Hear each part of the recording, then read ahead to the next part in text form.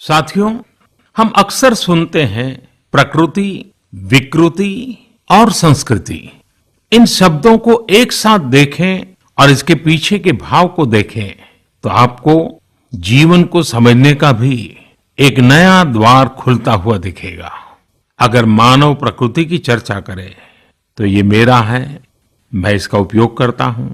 इसको और इस भावना को बहुत स्वाभाविक माना जाता है, किसी को इसमें कोई ऐतराज नहीं होता। इसे हम प्रकृति कह सकते हैं।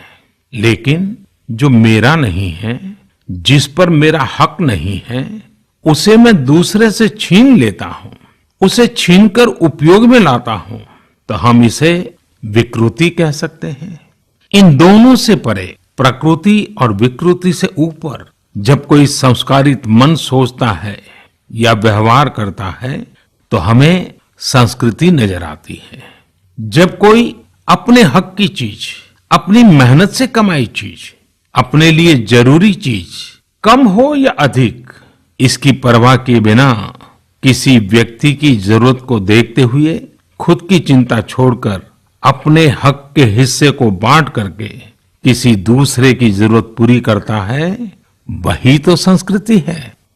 साथियों, जब कसौटी का काल होता है तब इन गुणों का परीक्षण होता है। आपने पिछले दिनों देखा होगा कि भारत ने अपने संस्कारों के अनुरूप, हमारी सोच के अनुरूप, हमारी संस्कृति का निर्वहन करते हुए कुछ फैसले लिए।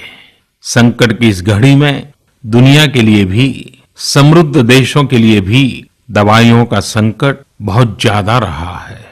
एक ऐसा समय है कि अगर भारत दुनिया को दवाइयां न भी दे तो कोई भारत को दोषी नहीं मानता।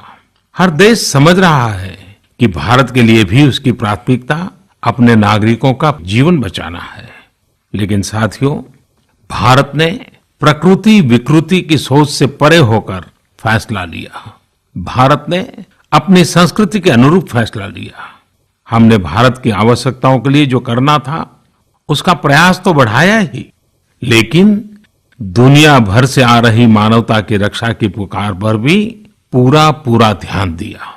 हमने विश्व के हर जरूरतमंद तक दवाइयों को पहुंचाने का बीड़ा उठाया और मानवता के इस काम को करके दिखाया। आज जब मेरी अनेक देशों के राष्ट्राध्यक्षों से फोन पर बात होती है तो वो भारत की जनता का आभार जरूर व्यक्त करते हैं। जब वो लोग कहते हैं thank you India, thank you people of India, तो देश के लिए गर्व और बढ़ जाता है।